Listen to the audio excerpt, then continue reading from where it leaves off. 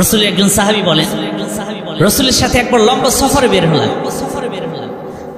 সফর করতে করতে একটা মহল্লায় গিয়ে যখন উপস্থিত হলাম, আর রাসূলের হাঁটুদ্বয় এবং আমার হাঁটু দুটি একেবারে মিলানো ছিল। বসে আল্লাহ রাসূলের সাথে আমরা গল্প করতেছিলাম। রাসূল করিম সাল্লাল্লাহু আলাইহি ওয়াসাল্লাম বসেছিলেন, আমিও বসেছিলাম। পাশ থেকে একজন ব্যক্তি পড়তেছিল কুল ইয়া আইয়ুহাল কাফিরুন। যখন এই ব্যক্তির সূরা কাফিরুন পড়াটা শেষ হয়ে গেল, রাসূলের জবান থেকে বের হলো বারিয়া মিনাশ শিরক। এই ব্যক্তিকে রব্বে করিম শিরকের গুনাহ থেকে মুক্তি দান করেছেন। সুবহানাল্লাহ। কুল ইয়া আইয়ুহাল কাফিরুন, এই সূরাটা পড়েন না? লা আ'বুদু মা তা'বুদুন। কতটা মর্যাদাপূর্ণ একটা সূরা। আপনার আমলনামায় যদি শিরকের গুনাহ থাকে, এই সূরা আপনার শিরক গুনাহগুলোকে একেবারে মিটিয়ে দেয়। আজকে তো আমাদের কথায় কথায় শিরক হয়ে যায়।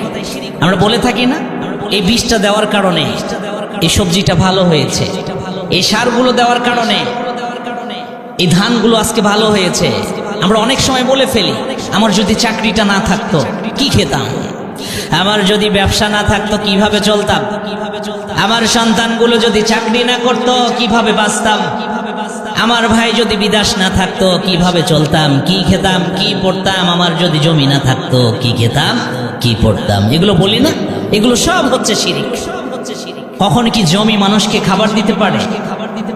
কখনো কি বিদেশে থাকে এই মানুষটা কি এই এলাকার অর্থাৎ এই এলাকা থেকে কেউ বিদেশে গিয়েছে, তার ভাই বোনদেরকে খাবার জোগাড় কি সে করতে পারে?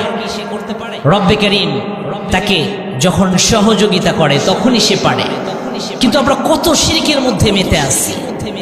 সবচাইতে বড় শিরক হচ্ছে আজকে জায়গায় জায়গায় মাজার পূজা হচ্ছে সবচাইতে বেশি। সেখানে আমরা সেজদায় লুটিয়ে পড়ি, মুরগি নিয়ে যাই বাবার কাছে সন্তান চাওয়ার, সেজদায় পড়ে বাবার থেকে অনেক কিছু চায়। এরকমটা হয় না?